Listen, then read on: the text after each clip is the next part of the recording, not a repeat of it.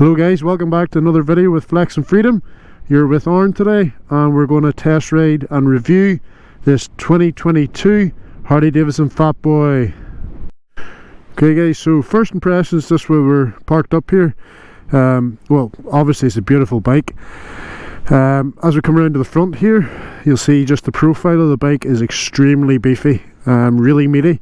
If you look at that front tyre, it's actually a 160, which is the same as the rear tyre on John's bike. So that just puts into context the profile of this bike and just how the sort of presence it'll give it on the road. As we come around, you see one of the main changes in the 2022 Fat Boy. The rims used to be solid, and there was complaints in crosswinds and stuff that affected the handling. This year now they've got these cutouts in aluminium, and in my opinion it actually improves the overall look. The big sort of block rims just weren't for me. As we come further on round, if you look at the tank, the emblem's slightly different, the badge. Again, really tasteful. I really like how it contrasts in the black. You know us guys, we're into black Harleys anyway. Looking at the engine, it's a 114 with a chrome finish. The 114 cubic inch is what was standard in my Lowrider S, so well used to that by now. We move on down, we've got our footboards, really comfortable. We do compromise lean angle a wee bit, and I'm very conscious of scraping those. I'd be used to scraping the pegs in my Lowrider S quite often. And then if we can come in here, we'll see the suspension preload. Very easy got at, very easy adjusted, which is quite a good thing, especially if you're swapping between riding single or riding two up. If we're riding two up, we've got our pillion pad there, and we've also got our passenger pegs, which obviously just fold down. As we come further on around the bike then, you'll get a real appreciation for the bike profile from here. See the width of that tank, the rear fender, and the 240 rear tyre, which just grips the road. So overall first impressions are it is a fat bike, really beefy, really mean, and it's living up to its name, its reputation. So without any further ado, we'll throw the leg over here, get some eyes on the board, and we'll chat a wee bit more from there. Let's go. Okay guys, so like I say, I'm going to take us a spin, so just glove up. I'm going to throw the leg over. Oh. Let it do all its checks.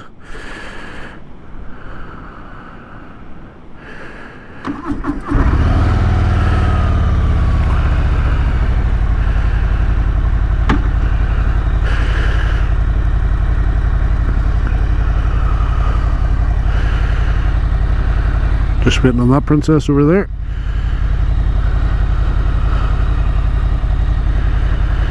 Good to go.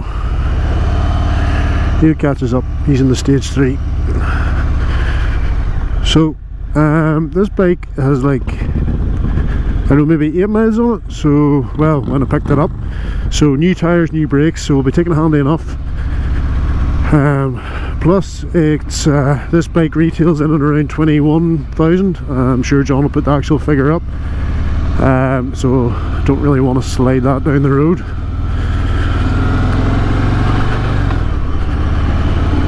But so far, anyway, we'll just get struck straight in. So far what I've noticed is the riding position is extremely comfortable. My arms feel like they're lower down than on the Lowrider. And I love the way these bars sweep back, so very comfortable with that aspect. If you can see down by my feet there as well, floorboards are extremely comfortable. The front mount as well, which is rather having your feet directly under you, you've got that wee bit of a stretch in your leg, and it makes it quite nice for changing gear up and down too. The 114 engine is, believe it or not, it actually seems quicker in this bike. I don't know whether that's just to do with the riding position or whatever, because I went online, I've checked the gear ratios, the torque, all the figures are the same between this and other 114 bikes.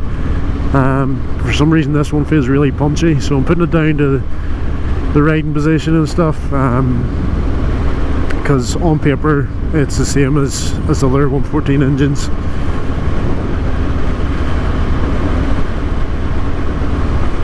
And if we look down, if you see there the lovely Fat Boy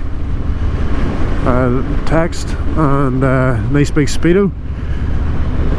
So I'm a real fan of analog speedos. Don't know why. Not totally against digital speedometers, but there's something really just adds to the feel when it's a traditional speedo. But what I do like about this is it has everything else integrated into it, so you can scroll through underneath that, you can see your fuel, the trip, the time, miles, etc, etc.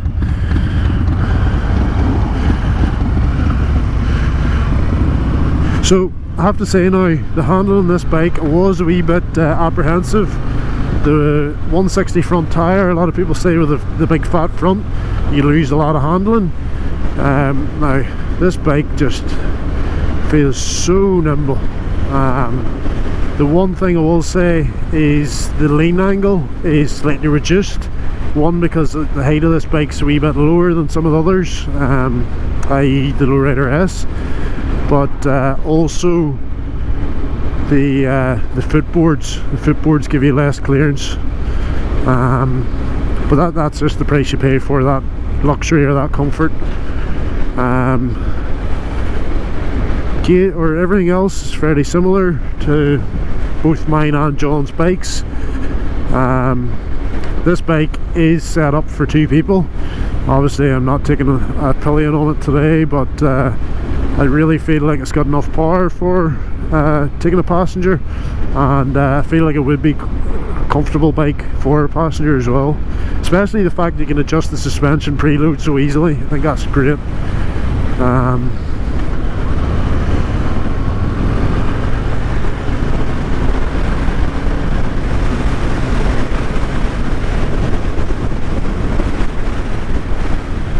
You can just see that this bike's so responsive on the throttle. I wasn't even half throttle there, and you only really have to drop a gear. It's just so torquey. It's really, really fantastic. I do think that it feels quite exposed. There's not much of a headwind here, but I suppose I'm used to my bars coming up slightly higher. That wee bikini fern probably diverts a bit of wind. I feel like I'm getting a lot of it in the chest here, but I love getting to look at that big beefy LED light at the front. Would love to ride this in the dark as well, because I've heard good reports that the new headlights are way better than the old ones, which is fantastic news, because riding in the dark with the old ones, it was, even your full beam was like a dip beam. So we're heading the right direction with that. And I'm just sort of thinking to myself, what would this bike need that would convince me to change from my Lowrider S? Firstly, if I were ordering from the dealer, I would be looking about a stage 1 straight away. Some Vance & Hines pipes and air intake. And I would even consider looking at a stage 2, maybe changing the cams, just for a bit extra punch, and for the noise as well. But yeah, no, this bike really is unique. It is iconic within the Harley range, and it's one of those things that I would be reluctant to change looks wise, even though I prefer more blacked out bikes. I have to say I love the anniversary model, but those are few and far between, and they're quite expensive. But this, you know, even though I'm not a huge chrome lover, it just pulls it off so well. Everything about it, you know, and I genuinely think as well that removing the brushed aluminium from the 2021 model and swapping it out for chrome on the 2022 has done this bike favours. I've no complaints on that at all. But there's my girl there. So you can hear the noise, I'm sure, of my bike. She's just very aggressive and very pronounced presence on the road. That's just, you know, that's something that this bike could offer as well, but it does take a stage one to give it that sort of noise. But the thing that's surprised me the most by this bike is the handling. Genuinely. So the Lowrider S is supposed to be one of the trademark bikes for handling. I know they're all soft tails, they're all fairly similar setup, but especially with the new Lowrider S, they've increased the ride height slightly, or the rear shock, just so that you can get around corners, you can lie it over a wee bit more. But this bike, traditionally, with that fat front wheel, is renowned, or it has a reputation, I suppose is a better way of putting it, of not being that nimble. And to be quite frank, like, I can't understand how. From jumping on the 2022 model, it's so responsive, so nimble, and I just really wish we'd time today to take it along some real good twisties, because I know that's where it wants to be, as much as it wants to be on the main roads as well. So I wouldn't, if you're thinking about buying one of these, there's very few negative points, and if that's in the back of your mind, I wouldn't let it stop you.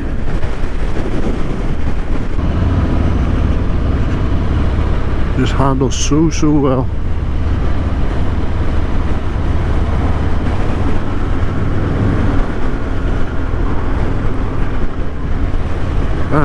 So another couple of things that I would like to mention just as well are the fuel tank. So the fuel tank in this is bigger than the Lowrider S, and I'm sorry I keep referring to that, but it's what I know. So the Lowrider S typically gets in around 200 miles per fill, so you get slightly more per tank on this. The seat height, again, slightly lower than the Lowrider S. That could potentially be due to the rear shock now being slightly higher than the 2022 Lowrider S.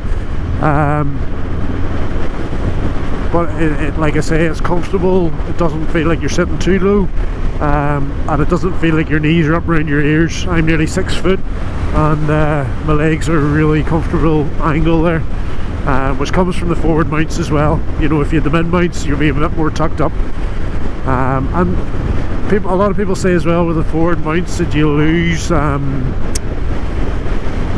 sort of handling aspect, because you don't have the same downforce as you're going through corners. I haven't noticed that at all in the Fat Boy. I don't feel like I'm too stretched out. So again, I wouldn't let the handling reputation or aspect affect your decision if you're considering purchasing one of these. All in, I actually think it's a very fun bike to ride. Slightly different than what I'm used to, but all the differences are good, if that makes sense. It's all enjoyable, and it's a bike I don't think I would tire riding very easily. So definitely would recommend. I have to say as well, the fact these handlebars sweep back towards you, for me, makes it so much more rideable and more comfortable. I was slightly concerned that they're lower down, but the fact they come back towards you and meet you means that you're not stretched forward. I have a slight bend in my elbows, and again, even going around corners and everything, it just makes it so much easier to throw into bends.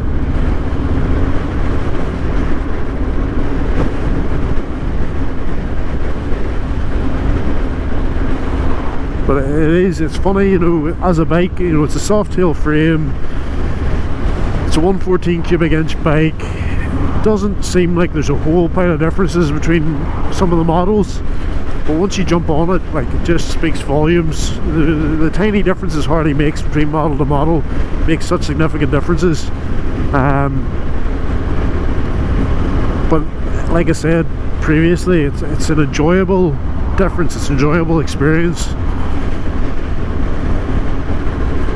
I'm just sort of taken aback by this bike, if I'm completely honest, and that's probably why maybe I'm not coming across all that well.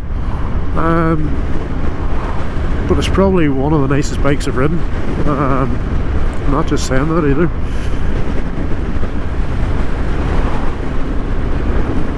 Reminds me slightly of the comfort of a Heritage, but with the handling performance of maybe Softail Standard or something similar.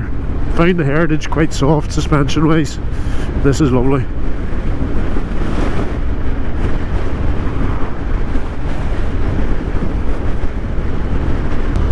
So guys, we're on some back roads here, finally, just testing out the handling, and have to say, once again, surpasses my expectations. But look, I've rambled on long enough. I have a couple more miles on this bike, thankfully, to enjoy it, so I'm going to clock out. I'm going to say thanks very much for watching. It's appreciated as always. Please do not forget to like and subscribe. It does make all the difference.